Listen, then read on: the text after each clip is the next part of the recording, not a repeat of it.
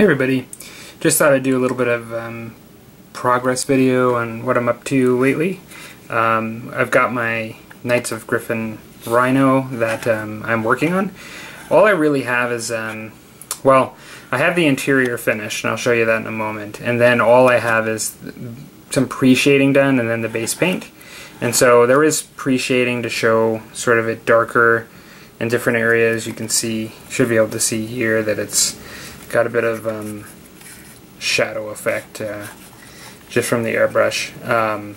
But besides that, I put some decals on, and they're actually wet right now, and so you can see the outline and stuff of them. But I've got my griffins that I've put on there. And before doing that, I did cover my base paint. I did a quick spray of gloss to not only help with the griffins, but to protect a bit some of the pre-shading that I did. Besides that, I've got my interior done, and so I think last time I had like some of this work done already, but just I had it unassembled, if I remember correctly. And so, yeah. So I'm pretty happy with that. It looks kind of grimy, just sort of very utilitarian, I suppose, which is what a Rhino should probably look like. I am kind of impressed with this kit as to how well the door stays just on its own, stays up. It's really designed pretty well, in my opinion. So I've got some microsol on these, and I've got to do a couple more applications. And so that's the Rhino, where I'm at with it. I've got a lot more work still to do on it, but I think it's coming along nicely. And then because of the holiday coming up, I'm going to be in Edmonton, which is about 3 hours north from here, with my wife's in-laws, or my in-laws I should say, and with the kids. And I wanted something to bring with me because it's a bit of a long weekend and we'll be busy, but I think there's going to be some downtime, so I wanted to bring some stuff to work on. And so I got something else going while I'm doing the Rhino. I didn't want to bring the Rhino with me. So I actually base painted some Terminators, because I don't actually, and these are the Assault on Black Reach Terminators.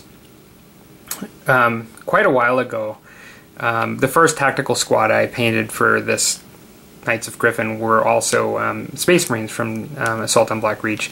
I'd gotten these used, and they were in actually not great condition, but it was just a good deal, and I wanted to just test some paint jobs out, but then hopefully use them as well. And so I ended up stripping these, and then now I'm priming them. I'm just going to paint them as Knights of Griffin Terminators. They're in pretty decent shape overall. The iron halo is a little shorter on this part here. It looks like something might have gotten nicked there on the top. And there was quite a bit of mold line cleanup, even though these were painted. They were kind of used by, I would say, about a 10 to 12-year-old who just didn't really take care of them initially, and so I kind of did a rescue, a Space Marine model rescue, and bought them off of them. And so yeah, I'll likely get more Terminators at one point in the future for this army. I may even get some of the 30K versions too. But yeah, I'm gonna probably do like a base spray of these orange before I leave, and then I'm just gonna bring I'm putting together a tackle box that I can actually use for carrying models and paints and brushes and everything. I know I was asking you guys and talking to you guys about that project box that Games Workshop makes.